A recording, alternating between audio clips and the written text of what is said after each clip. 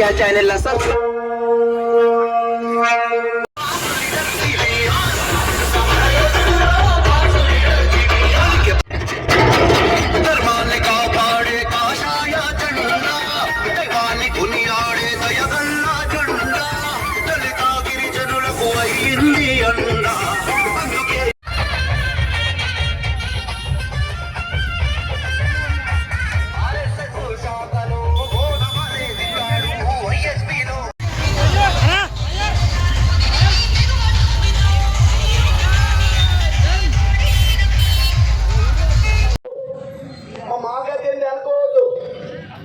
నేను ఇచ్చిన ప్రాధాన్యత వల్లనే యువ నాయకత్వం బయటకు వచ్చింది.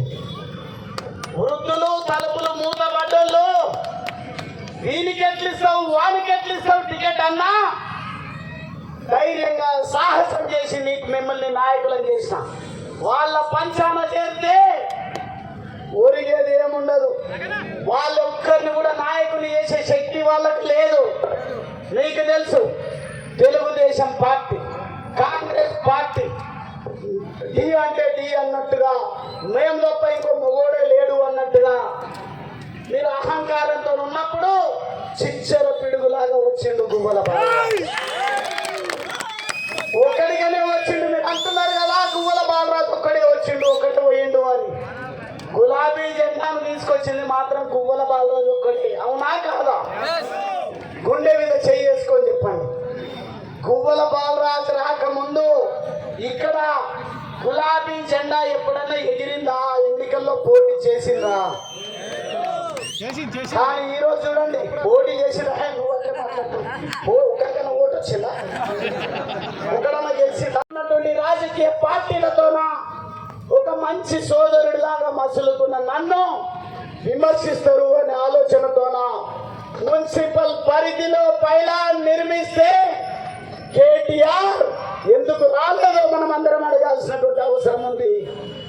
పునాది రాయి వేయడానికి భయం ఎందుకయింది అని అడుగుతా ఉన్నా.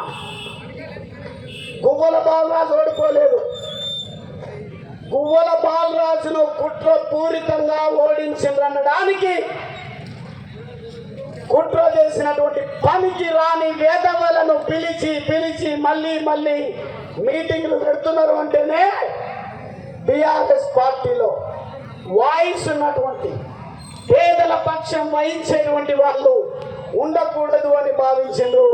వాళ్ళ కాళ్ళ దగ్గర పడుంటేనే అటువంటి వాళ్ళే ఎన్నికై రావాలని ఆలోచన చేసి కుట్రలు చేసి నన్ను ఓడించిన పసిగట్టకుండా నికాసుగా పార్టీ కార్యకర్తగా నేను ఎంపీగా నేను టికెట్ అడిగినా నాకు ఇవ్వకపోయినా ఎవరికి ఇచ్చినా హిందువులకు వ్యతిరేకం, ముస్లింలకు వ్యతిరేకం ఒక్కొక్కసారి ఒక్కొక్క మాట మాట్లాడుకుంటూ స్కూల్ పిల్లలకు చదువులు చెప్పమంటే రాజకీయాలు చెప్పుకుంటూ కేవలం కులాల గురించే మాట్లాడుతూ వచ్చినటువంటి వాళ్లకు కూడా టికెట్ ఇస్తే నికాల్సైనటువంటి కార్యకర్తగా నేను పార్టీ నియమించిన అభ్యర్థి గెలుపు కోసం నేను చాలా నిబద్ధతతో పనిచేయడం జరిగింది.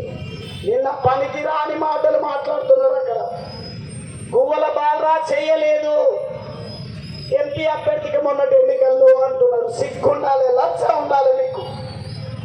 ప్రాణం పోయిన ఈ రోజు కూడా చెప్తా ఉన్నా, ఏదో ఆచారాన్ని అన్నట్టుగా నవ్వుకుంటా అన్నాడు ఆయన. ఎవరు ఎంపీ అవుతారు, ఎవరు ఎమ్మెల్యే అవుతారు, ఎవరికి అవకాశం ఇస్తుంది నా చేతుల్లో మీ చేతుల్లో లేదు. బీజేపీ అధిష్టానం చేతుల్లో ఉంటుంది. నేను 2 సార్లు ఎమ్మెల్యే అయినా. ఎన్నిసార్లు కావాలనుకున్నా ఎమ్మెల్యే? నేను ఒక్కసారి ఎమ్మెల్యే కావాలనుకున్నా. 2 సార్లు ఎమ్మెల్యే అయినా. ఎమ్మెల్యే పదవి కోసమో ఎంపీ పదవి కోసమో గెలుస్తామో ఓటుతామో అని బేరీస్ వేసుకొని రాలేదు. నిజమే, రేపు భవిష్యత్తులో బీజేపీ పార్టీయే రాష్ట్రంలో దేశంలో అధికారంలోకి రాబోతా ఉంది. కానీ ఆ ఆశతో మాత్రం రాలేదు అన్న ఉంటే నవ్వుకుంటా అంటున్నా. ఆయన కూడా తెలుసు ఏదో పైరవీలతోనే టికెట్లు రావు భారతీయ జనతా పార్టీలో. నికాస్ అయినటువంటి నాయకులు, కార్యకర్తలు దేశ రక్షణ కోసం, సిద్ధాంతం కోసం విలువల కోసం పనిచేస్తున్నారు కాబట్టి వాళ్ళను కాపాడాలి. వాళ్ళ ఆత్మ గౌరవాన్ని చాటే వాళ్ళకే విలువ ఉంటుందనే సంగతి నాకు తెలుసు. నేను ఈరోజు అంబేద్కర్ పాదాల దగ్గర మీకు ప్రామిస్ చేస్తా ఉన్నా, రేపు నాకు ఏ అవకాశం ఇచ్చినా ఇవ్వకపోయినా నాకు సంబంధం లేదు, అవసరం లేదు. కానీ నేను ఎత్తినటువంటి ఈ జెండా దేశానికి రక్షణగా ఉంటాము. నేను ఎత్తినటువంటి ఈ జెండా మన సంస్కృతిని సాంప్రదాయాలను కాపాడుతూ ఉంది. నేను ఎత్తినటువంటి ఈ జెండా నిజమైన సెక్యులరిజాన్ని చాటుతూ ఉంది. అందుకే ఇక్కడ అలీం ఉన్నాడు, అక్కడ కలీం కూడా మన పార్టీలో ఉన్నాడు.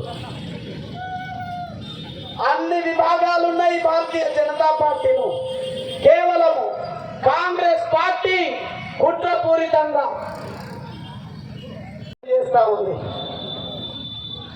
మతతత్వము కులతత్వము అని బాబాసాహెబ్ అంబేద్కర్ గారిని కులానికి పరిమితం చేస్తా ఉంది. బాబాసాహెబ్ అంబేద్కర్ ఏ రోజు కూడా మతాల గురించి మాట్లాడలేదు. రాజ్యాంగంలో తనకు నచ్చిన బుద్ధిజం ఎంచుకొని పోయిండు. మీకు భారత రాజ్యాంగం స్వేచ్ఛ ఇస్తుంది, ఏ పార్టీలోనన్నా ఉండండి, ఏ మతంలోనన్నా ఉండండి. కానీ దండం పెట్టి చెప్తా ఉన్నా కుల వ్యవస్థను రూపుమాపండి అని బాబాసాహెబ్ అంబేద్కర్ చెప్పడం జరిగింది. ఆ కుల వ్యవస్థను రూపుమాపన కోసం పనిచేసినంత మాత్రాన అంబేద్కర్ను దళిత వాడలకు పరిమితం చేసింది. మహిళలకు మహిళా బిల్లు రావాలని కోరుకుంటే న్యాయశాఖ మంత్రిగా రాజీనామా చేసి పోయినా పర్వాలేదు, నీ అటువంటి ప్రశ్నించే గొంతుగా ఉండకూడదు అని స్వయాన కాంగ్రెస్ పార్టీ బాబాసాహెబ్ అంబేద్కర్ గారిని ఓడించింది. అటువంటి దుర్మార్గపు కాంగ్రెస్ పార్టీ దళితులను మైనారిటీలను పక్కన పెడుతూ దేశంలో చిచ్చు రగిలించి కులాల మధ్యన మతాల మధ్యన చిచ్చు రగిలించింది. కాబట్టి వాళ్ళు రగిలించిన చిచ్చులో మాటి మసైపోయింది కాంగ్రెస్ పార్టీ, లేచే పరిస్థితి లేదు. కానీ ఈరోజు చూడండి, 12-13 సంవత్సరాల నరేంద్ర మోడీ గారి నాయకత్వంలో భారతదేశంలో ఎక్కడ కూడా మత కల్లోలాలు జరగడం లేదు, మత సామరస్యం కాపాడబడతా ఉంది. అంతెందుకు జమ్మూ కాశ్మీర్ విషయాన్ని కూడా జటిలం చేసి ఇతరులకు ఉప్పందించే విధంగా ఆర్టికల్ 370 అని తీసుకొచ్చి ఇబ్బందులు గురి చేస్తే ఆర్టికల్ 3ని రద్దు చేసి జమ్మూ అండ్ కాశ్మీర్ భారత్లో భాగము అని చెప్పేసి ఈరోజు అక్కడ నివాసం ఉంటున్నటువంటి ప్రజలకు పూర్తి స్థాయి దండగా నరేంద్ర మోడీ గారు నిలిచిండ్రు. అంటే ఇంతకంటే ఏ నాయకుడి నాయకత్వం దేశానికి అవసరం? ఒక్కసారి ఆలోచన చేయండి. ఈరోజు లోకల్ విషయాలు మా అన్న వాళ్ళని చెప్తా ఉన్న ఆచార్య గారికి పార్టీ మొత్తాన్ని కూడా నేను వినమ్రంగా కోరుతా ఉన్నా, చాలు ఇంకా డబుల్ ఇంజిన్ సర్కార్ని చెప్పి చెప్పి చెప్పి చెప్పి దేశంలో ఏ రాష్ట్రంలో కూడా కాంగ్రెస్ పార్టీ అధికారంలోకి రాకుండా చేసింది. ఈడ మాత్రం పదే పదే పదే పదే అబద్ధాలు అవలని అని హామీలు ఇచ్చి ఒక్కసారి కోసం కాంగ్రెస్ పార్టీ అధికారంలోకి వచ్చి ఉండొచ్చు. ఇక్కడ అధికారం కోసం డబుల్ ఇంజన్ సర్కార్ను గురించి మాట్లాడకండి. మనకు కావాల్సింది త్రిబుల్ ఇంజన్ సర్కార్. మరీ ముఖ్యంగా అచ్చంపేట కావాల్సింది త్రిబుల్ ఇంజన్ సర్కార్. ఎందుకంటే ఈరోజు ఆపుతున్నారు కొంతమంది నాయకులు ఉన్నటువంటి వాళ్ళు. నా చైతన్యంలో అందరికి కూడా తెలుసు, నేను ఎమ్మెల్యేగా ఎన్నిక కాకపోతే, ఎంపీగా ఓడిపోయి ఉన్నప్పుడే స్థానిక సంస్థలలో టిఆర్ఎస్ పార్టీలో చాలా మందిని గెలిపించడం జరిగింది. ఈరోజు నేను చెప్తా ఉన్నా, నా పైన గుండె నిండా ప్రేమను పెట్టుకున్నటువంటి టిఆర్ఎస్ లో నేను